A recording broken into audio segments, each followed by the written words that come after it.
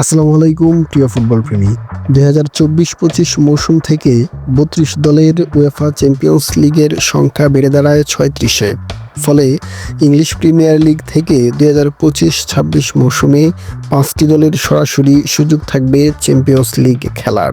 38টি খেলার মধ্য থেকে ইতিমধ্যে 36টি করে ম্যাচ খেলে ফেলেছে প্রতিটি দল, যেখানে লিভারপুল টাইটেল উইনার। এছাড়া 2-এ আছে আর্সেনাল, 3-এ আছে নিউক্যাসল, 4-এ ম্যানচেস্টার সিটি এবং চেলসি আছে 5 নম্বরে। চেলসির সমান পয়েন্ট নিয়ে অ্যাস্টন ভিলা আছে পয়েন্ট টেবিলের 6 নম্বরে। ম্যানচেস্টার ইউনাইটেড ও টটেনহাম হটস্পার আছে যথাক্রমে 16 এবং 17 নম্বরে, যেখানে ম্যানচেস্টার ইউনাইটেড এর সংগৃহীত পয়েন্ট 39 এবং টটেনহামের পয়েন্ট 38। তবে অবাক করা তথ্য হচ্ছে এ দল দুটির একটি যাবে উয়েফা চ্যাম্পিয়ন্স লিগে। ভাবছেন কিভাবে?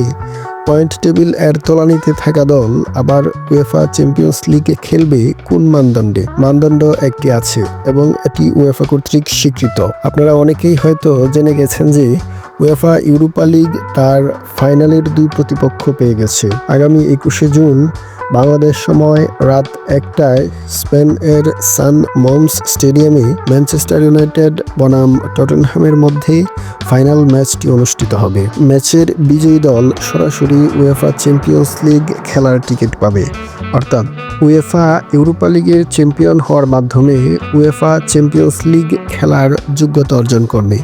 এক্ষেত্রে চ্যাম্পিয়ন হওয়া দল যদি রেলিগেশন জোনেও থাকে, তাহলে সে দলটি চ্যাম্পিয়ন্স লিগ খেলবে। উয়েফা ইউরোপা লিগের বর্তমান champion Italian club Atalanta. Europa লিগের সর্বাধিক সফল ক্লাব স্পেনের সেভিয়া।